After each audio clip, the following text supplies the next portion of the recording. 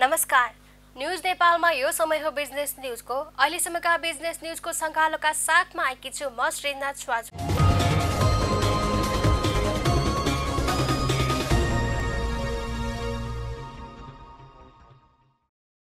आर्थिक वर्ष 2077-78 मा 1180 अर्ब रुपैयाँ खर्च भएको अर्थ मन्त्रालयले जनाएको छ।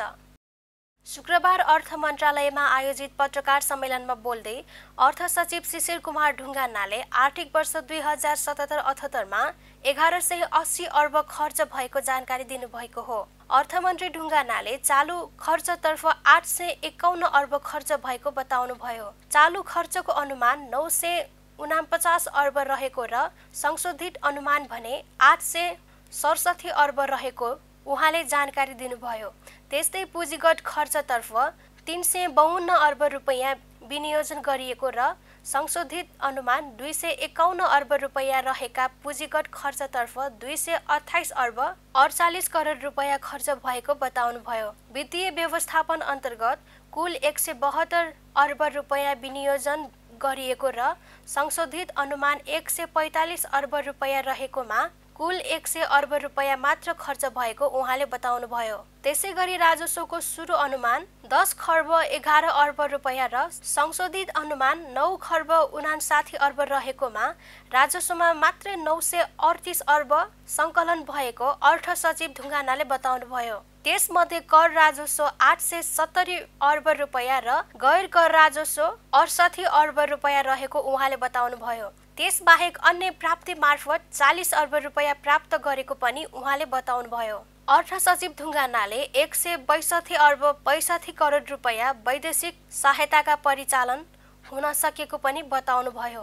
आन्तरिक ऋणको सिलिङ 225 अर्बको रहेकोमा 224 अर्ब रुपैयाँ सङ्कलन गरिएको पनि उहाँले जानकारी दिनुभयो। आर्थिक वर्ष 2078-79 को अन्तिम साता शेयर बजार 58.28 अङ्कले बढेको छ। गत साता 2825.10 बिन्दुमा रहेको नेप्से परिसूचक यो साताको अन्तिम कारोबारका दिन 2883.38 बिन्दुमा पुगेको छ। यो साता 5 कारोबार दिनमा 4 दिन बजार बढेको छ भने 1 दिन मात्र घटेको छ। साताको पहिलो कारोबार दिन 73.33 अङ्कले बढेको बजार दोस्रो दिन 45.06 अङ्कले घटेको थियो। त्यसपछिको 3 कारोबार दिन भने बजार लगातार बढेर बन्द भएको छ। तेस्रो कारोबार दिन 16.34 अङ्क, चौथो दिन 1.01 अङ्क र पाँचौं दिन 11.33 अङ्कले बजार बढेको छ। नेप्से परिसूचकसँगै यो साता सेन्सिटिभ इन्डेक्स पनि 11.65 अङ्कले बढेको छ। आर्थिक वर्ष 2077-78 पुँजी बजारका लागि सकारात्मक रहेको छ। गत आर्थिक वर्षभन्दा यस वर्ष शेयर बजार 1551 अङ्कमाथि उक्लिएको हो। आर्थिक वर्ष 2077-78 को कारोबार अवधिमा भने नेप्सेको उच्च अन्तिम बिन्दु 3025.82 रहेको छ। जेठ 31 गते नेपालको शेयर बजारले हालसम्मकै उच्च बिन्दु कायम गरेको थियो। आर्थिक वर्षको अन्तिम दिन हालसम्मको उच्च बिन्दु भन्दा 142.44 अङ्क तल बजार रहेको छ। पछिल्लो साता रु 37 अर्ब 38 करोड 59 लाख 55 हजार बराबरको 17 करोड 31 लाख 96 हजार 982 किता शेयर कारोबार भएको छ। गत साता भन्दा यो साता शेयर कारोबार रकमसँगै कारोबार किता समेत बढेको हो। गत साता रु 23 अर्ब 26 करोड 11 लाख 51 हजार बराबरको 5 करोड 58 लाख 48 हजार 513 किता शेयर कारोबार भएको थियो। गत साता भन्दा यो साता रु 14 अर्ब 12 करोड 48 लाख बराबरको 11 करोड 73 लाख 48 हजार 469 किता बढी शेयर कारोबार भएको हो। कारोबार किताले भने हालसम्मकै रेकर्ड यसै साताको कारोबारमा तोडेको छ। साताको अन्तिम कारोबार दिन रु 8 अर्ब 14 करोड 36 लाख 14 हजार बराबरको 5 करोड 85 लाख 2 हजार 109 किता शेयर कारोबार भएको हो। गत आर्थिक वर्षको अन्तिम कारोबार दिनको तुलनामा भने कुल बजार पुँजीकरण यो आर्थिक वर्षको अन्तिम दिनहरूमा रु 22 खर्ब 18 अर्ब 19 करोड 40 लाख 96 हजारले वृद्धि भएको छ। गत आर्थिक वर्षको अन्तिम कारोबार दिन कुल बजार पुँजीकरण रु 17 खर्ब 92 अर्ब 76 करोड 20 लाख 85 हजार थियो। यो साता वित्त समूहको लगानीकर्ताहरूले सर्वाधिक कमाएका छन्। गत साताभन्दा यो साता वित्त समूहको परिसूचक 15.55%ले बढेर 2502.13 बिन्दुमा पुगेको हो। यो साता वित्तीय सँगै विकास बैंकको परिसूचक 7.07%, जलविद्युतको 6.03%, लघुवित्तको 2.32%, बैंकिङको 1.91%, म्युचुअल फन्डको 1.94%, लगानीको 1%, निर्जीवन बीमाको 0.84% र जीवन बीमाको 0.54%ले परिसूचक बढेको छ।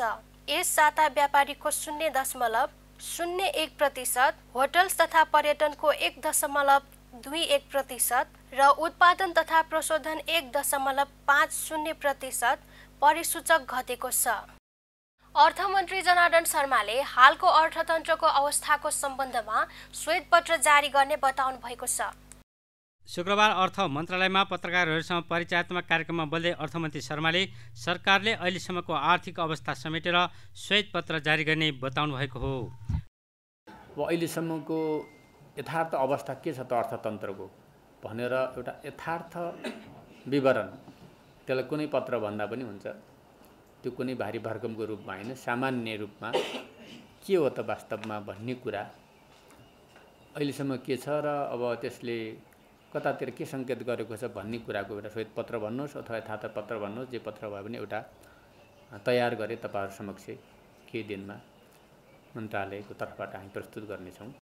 अर्थमन्त्री शर्माले पुँजी बजारमा समस्या रहेको पनि बताउनुभयो। पुँजी बजारको समस्या समाधान गर्न सर्वसाधारणको हित हुने गरी नीति निर्माण गर्ने उहाँले बताउनुभयो। पुँजी बजार लगायतका समस्याहरू छन्, त्यसलाई पनि सर्वसाधारण जनतालाई कसरी उनको हितमा हुन्छ भन्ने बारेमा पनि हामी नीति निर्माण गर्नेछौँ। त्यो पनि एउटा राजस्व सङ्कलनको क्षेत्रमा मैले अघि सुने 14 अरब जस्तो त्यसबाट राजस्व प्राप्त भएको रहेछ, त्यो पनि महत्त्वपूर्ण क्षेत्र। ती सबै क्षेत्रलाई हामी समेटेर आगामी दिनमा तपाईँहरूसँग यस्ता कार्यक्रमहरू विस्तृत रूपमा गर्नेछौँ। अर्थमन्त्री शर्माले अध्यादेश मार्फत आएको आर्थिक वर्ष 2078-79 को बजेट आगामी संसद बैठकमा पेश हुने र बजेट पास हुने नहुने त्यसपछि नै निर्कल हुने बताउनुभयो। अहिले बजेट लगायतको विषयहरू छ, अध्यादेश छ, अध्यादेश सदनमा प्रस्तुत हुन्छ, सदनले नै के गर्छ भन्ने कुरा भएको हुनाले, त्यो सदनको विषय नै भएको हुनाले अहिले त्यसमा सदनमा 3 गते बोलाइसकिएको छ, त्यहाँ नै यसलाई टेबल गरिँदैछ। त्यहाँबाट छलफल भएर त्यो कसरी बढ्छ, त्यसलाई स्वीकार अस्वीकार प्रतिस्थापन के हुन्छ भन्ने कुरा त्यहाँ गइसकेपछि तपाईँहरूलाई जानकारी हुने नै छ। सरकारको समग्र योजना निर्माण भइसकेपछि त्यसैको आधारमा अर्थ मन्त्रालयको भावी योजना र कार्यक्रमबारे बताइने पनि उहाँको भनाइ छ।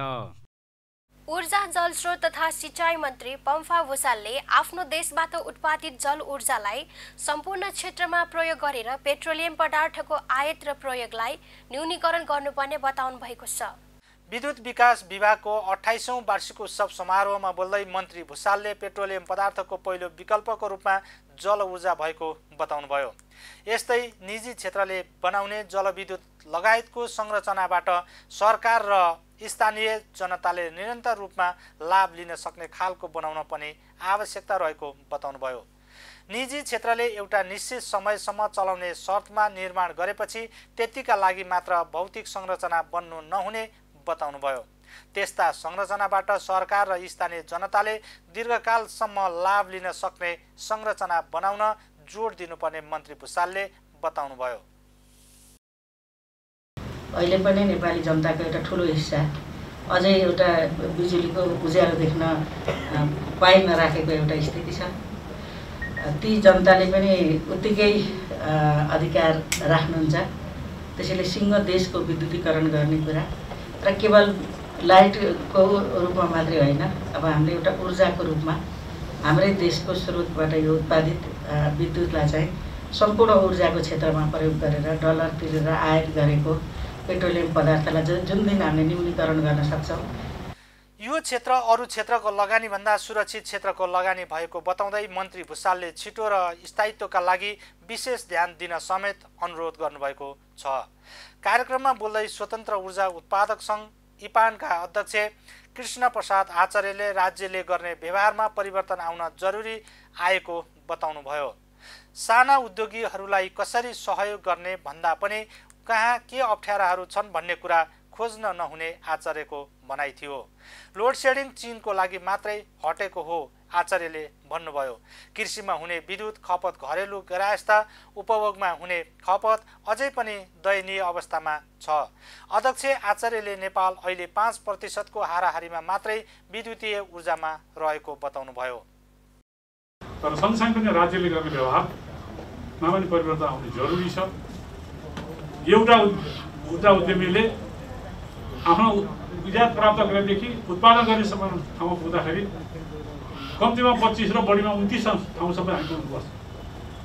र ती सबै ठाउँमा बसेका मानिसहरूको भावना के छ भने सहयोगभन्दा पनि आदेशात्मक निर्देशात्मक र कसरी सहयोग गर्ने भन्नुभन्दा पनि कहाँ के अप्ठ्याराहरू छ त्यो अप्ठ्यारो खोजेर नीति नियम कानुनमा भएका अप्ठ्यारो कुराहरूलाई अगाडि सारेर असहयोग गर्ने प्रवृत्ति छ। त्यो प्रवृत्तिको अन्त्य हुनुपर्छ भन्ने मलाई लाग्छ। र त्यो प्रवृत्तिको अन्त हुनु भनेको निश्चय नै हाम्रो सहकार्य ऊर्जा उद्यमी र सम्बन्धित निकायका नीति निर्माता लेभलसम्मका मानिसहरूको बिचमा व्यक्तिहरूको बिचमा सहकार्य हुन नसकेको कारण पनि हो जस्तो मलाई लाग्छ। पहिलो कारण चाहिँ कतिपय चाहिँ मिसइन्फर्मेसन डिसइन्फर्मेसनको कारणले पनि अथवा चाहिँ कम्युनिकेसनको ग्यापको कारणले जस्तो भएको हुनसक्छ। त्यसलाई हटाउनु जरुरी छ भन्ने मलाई लाग्छ। त्यस्तै ऊर्जा जलस्रोत तथा सिंचाई मन्त्रालयका सचिव देवेन्द्र कार्कीले ऊर्जा मन्त्रालयबाट ऊर्जा सम्बन्धी कामहरूमा त्यति ढिलाइ नभएको बताउनुभयो। निजी क्षेत्रलाई कसरी प्रवर्धन र विकास गर्न सकिन्छ भन्ने लक्ष्य राखेको उपाध्यायको भनाइ थियो। ऊर्जा मन्त्रालय र ऊर्जा मन्त्रालयगत अन्तर्गत हुने कामहरूमा चाहिँ त्यति ढिलाइ भएको मलाई लाग्दैन। मैले विगतमा 3 महिनादेखि हेरिराखेको छु, अलिक फटाफट नै भइरहेको छ। चाहे कोभिडका म्याद थप हुन्, आंशिक रूपमा सम्बोधन भयो, तपाईँहरूका सम्पूर्ण मागहरू सम्बोधन गर्न सक्ने अवस्था पनि थिएन। जति सम्बोधन गर्न सकिन्छ त्यो समयमै सम्बोधन भएको छ, छिटै सम्बोधन भएको छ। हामी सम्बोधन गर्दै जान्छौँ। यहाँहरूको बाधा अड्काउ फुकाएर जलविद्युत क्षेत्रमा चाहिँ निजी क्षेत्रलाई अझ कसरी प्रवर्धन गर्न सकिन्छ, कसरी विकास गर्न सकिन्छ, त्यही नै हो हाम्रो काम। किनकि राज्यले सबै जलविद्युत विकास आफै गर्न सक्दैन, गर्न पनि हुँदैन। राज्य भनेको एउटा फेसिलिटेटर हो, एउटा नियामक हो, एउटा सहजकर्ताको भूमिका निर्वाह गर्ने हो। केही ठुला आयोजनाहरू जुन निजी क्षेत्रको बसमा छैन त्यो पनि सहकार्य गरेर जान सकिन्छ। अहिले भर्खरै बजेटमा हेर्नुभयो भने जलाशययुक्त आयोजनाहरू पनि जलाशय चाहिँ सरकारले बनाउने, त्यसपछि अर्को चाहिँ पावर हाउसहरूमा चाहिँ निजी क्षेत्रसँग सहकार्य गर्न जाने, त्यो पनि एउटा नीति हो। यहाँहरूलाई त्यसले पनि सहयोग गर्छ। त्यस कारण राज्यले केही गरेन भन्ने कुरा चाहिँ म त्यति मान्न तयार छैन। यद्यपि गर्नुपर्ने कुराहरू धेरै छन्, ती कुराहरू नि गर्दै जान सकिन्छ। विद्युत विकास विभागले लाइसेन्स बाँड्ने काम गरेको बताए पनि त्यसो नभएको उपाध्यायको भनाइ छ। बीमा समितिको नयाँ सर्भर र नयाँ सफ्टवेयर सञ्चालनमा आएको छ। समितिका अध्यक्ष सूर्य प्रसाद सिलवालले रिबन काटेर नयाँ सर्भर र सफ्टवेयरको उद्घाटन गर्नुभएको छ। साउन 1 गते शुक्रबार एक कार्यक्रमका बीच बीमा समितिका अध्यक्ष सूर्य प्रसाद सिलवालले रिबन काटेर नयाँ सर्भर र सफ्टवेयरको उद्घाटन गर्नुभएको हो। कार्यक्रममा अध्यक्ष सिलवालले परिवर्तित समयसँगै परिवर्तन हुन सक्नुपर्ने बताउनुभयो। प्रविधिलाई प्रयोग गर्दै इन्टरफेसलाई हटाउनुपर्छ भन्ने मान्यतालाई आत्मसात गर्दै यो चरणमा आइपुगेको बताउनुभयो। संसारमा आएका धेरै टेक्नोलोजीलाई अवलम्बन गर्ने उहाँको धारणा छ। फिजिकल्ली इन्टरफेसलाई जति घटाउन सक्यो त्यति सशक्त हुँदै जाने बताउँदै अध्यक्ष सिलवालले यसबाट समयको बचतसँगै इमान्दार व्यावसायिक प्रयास भएको बताउनुभयो। अब यहाँ पत्रकार मित्रहरूको पनि बेला बेलाको खचखच्याइले प्लस चाहिँ नि अब बदलिँदो समयमा हामीले पनि बदलेर यो खास गरेर चाहिँ नि प्रविधिलाई प्रयोग गर्दै चाहिँ नि इन्टरफेसलाई घटाउनुपर्छ भन्ने हाम्रो मान्यतालाई पनि आत्मसात गरेर आज हामी यो अहिलेको चरणमा आइपुगेका छौँ। अब यो प्रारम्भ पनि हो, यो अन्त्य पनि होइन। किनभने अब संसारमा आएका धेरै टेक्नोलोजीहरूलाई हामीले चाहिँ नि अवलम्बन गर्नै पर्ने हुन्छ, अन्यथा हामी चाहिँ नि दुनियाँमा जस्तो खालको बिमाको चाहिँ नि विश्वसनीयता छ त्यसलाई हामीले कायम गर्न सक्ने अवस्था रहँदैन।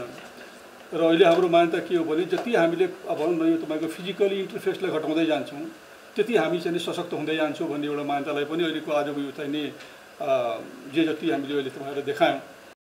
त्यस्तै कार्यक्रममा बोल्दै समितिका कार्यकारी निर्देशक राजु रमण पौडेलले बीमा कम्पनीसँग बीमा पटक पटक विवरण माग्नुपर्ने र सही विवरण आउन नसक्ने भएकोले सही विवरण दिने प्रयत्नले नयाँ सफ्टवेयर र नयाँ सर्भर ल्याएको बताउनुभयो। अब कुन कम्पनीको अवस्था कस्तो छ भनेर हेर्न सहज भएको निर्देशक पौडेलले उल्लेख गर्नुभयो।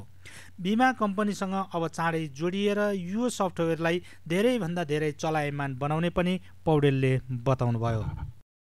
अब यो प्रविधिको प्रयोग गरिसकेपछि र हामी चाहिँ कम्पनीहरूसँग जोडिसकेपछि यस्ता हाम्रा चाहिँ अनावश्यक रूपमा चाहिँ जुन समयहरू हामीले चाहिँ उहाँहरूसँग इन्टरफेस गरेर जुन व्यतीत गरिरहेका छौँ त्यो समयमा हामीले बचत गर्न सक्छौँ र सबै इन्फर्मेसन हामीसँग चाहिँ फिङ्गर टिपमा भइसकेपछि मलाई के लाग्छ भने एकातिर यो नियामकले चाहिँ आफूलाई सशक्त बनाउने एउटा आधार पनि बन्छ भने अर्कोतर्फ कम्पनीहरूले पनि अब चाहिने अब हामीले चाहिने यसले सत्य कुरा गर्छ किनभने यसमा मैले सत्य कुरा हालेपछि सत्य कुरा नि बोल्ने हो होइन मान्छे जस्तो कुरा चाहिँ टिल्टेले गर्दैन त्यसले गर्दा होइन अब यो चाहिने एक खालको इमान्दार हाम्रो चाहिने व्यावसायिक तपाईँको प्रयास प्रारम्भ हुन्छ भन्ने पनि अब हामी सबैले अपेक्षा गरेका छौँ। अब यहाँ खास गरेर चाहिने मिडियाका साथीहरूले जो हमेसा हामीलाई चाहिँ साथ दिनुभएको छ मलाई के लाग्छ भने यो कुरोलाई पनि अब सबै कम्पनीहरू हामीसँग जोइन हुनु पर्यो। यो सूचना प्रविधिको जमाना भएकोले चाँडोभन्दा चाँडो जनतालाई सही जानकारी दिने उहाँको भनाइ छ।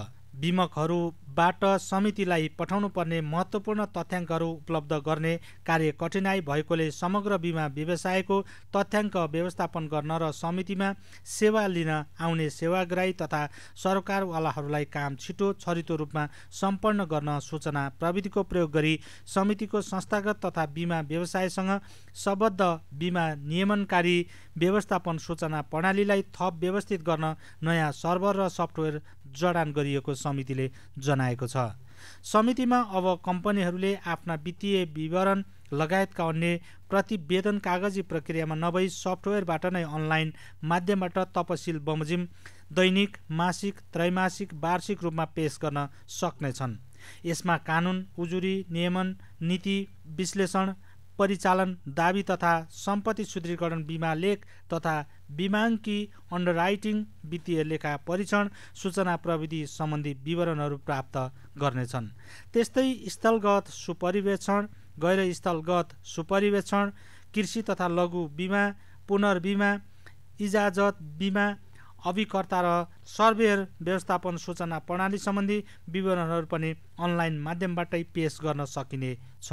त्यस्तै समितिको आन्तरिक तथ्याङ्क व्यवस्थापनमा र बीमकहरूबाट प्राप्त हुने विधि प्रकृतिका तथ्याङ्कहरू व्यवस्थापन गर्नका लागि पनि सफ्टवेयर जडान गरिएको हो। यस सफ्टवेयर मार्फत समितिको काम कारबाहीमा सहजता हुनुका साथै बीमकहरूबाट प्राप्त हुने तथ्याङ्क एवं सूचनाहरू व्यवस्थापनमा सहज हुनेछ। यो समग्र बीमा क्षेत्रलाई नै प्रविधि मैत्री र बीमा क्षेत्रका सबै काम अनलाइन प्रणालीबाट गर्ने उद्देश्यले बीमा समितिमा नयाँ software insurance regulatory management information system IRMIS जडान गरिएको समितिले जनाएको छ। यी थिए अहिलेसम्मका देश विदेशका पछिल्ला ताजा बिजनेस न्युज। अहिलेका लागि बिजनेस न्युज यति नै। बिजनेस न्युजबाट सबै टिम सहित म सृजना आज्ञा चाहन्छु। हस्त नमस्कार।